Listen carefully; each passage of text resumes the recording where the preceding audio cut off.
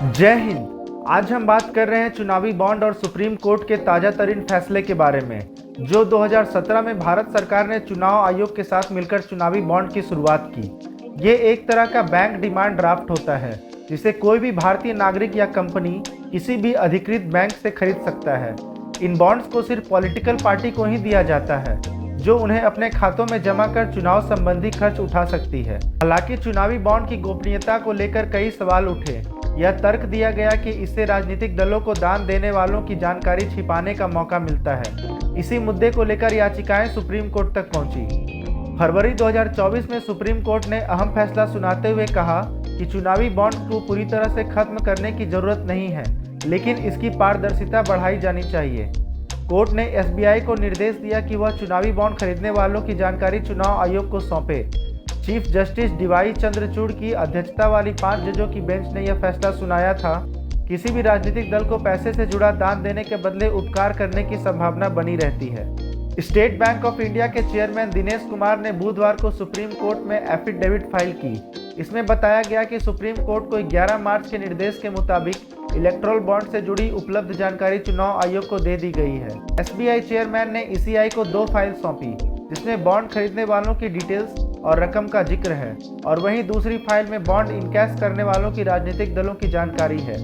SBI के हलफनामे के अनुसार 1 अप्रैल 2019 से 15 फरवरी 2024 तक 22,217 इलेक्टोरल बॉन्ड खरीदे गए। इनमें से 22,030 बॉन्ड का पैसा राजनीतिक पार्टियों ने कैश करा लिया है। इनमें से 187 का भुगतान नहीं लिया गया है। जाहिर है कि नियमों के मुताबिक वो पीएम रिलीफ फंड में जमा कर दिए गए हैं। एसबीआई ने सुप्रीम कोर्ट से 30 जून तक का समय मांगा था, मगर सुप्रीम कोर्ट ने बैंक को कड़ी फटकार लगाते हुए 2 दिन का समय दिया। कोर्ट ने यह भी कहा कि 15 मार्च तक बॉन्ड की जानकारी ऑफिशियल वेबसाइट पर मुहैया हो जानी चाहिए, ताकि देश के हर नागरिक को यह पता चले कि किस पार्टी की फंडिंग कहां से आ रही है और किस पार्टी को कौन उद्योगपति, कौन कंपनी कितना पैसा दे रही है चुनावी फंड के नाम पर।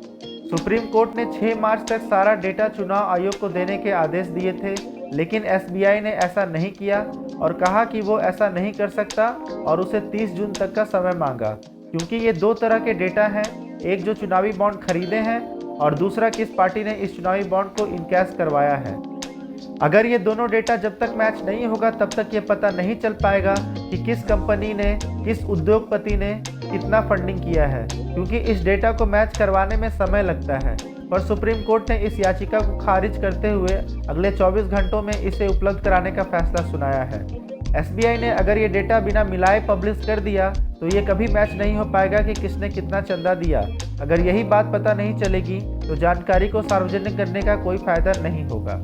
सुप्रीम कोर्ट के इस फैसले को राजनीतिक फंडिंग में ट्रांसपेरेंसी की दिशा में एक सकारात्मक कदम माना जा रहा है। आपको इस मामले पर क्या लगता है? क्या चुनावी बॉन्ड पूरी तरह से खत्म कर देना चाहिए?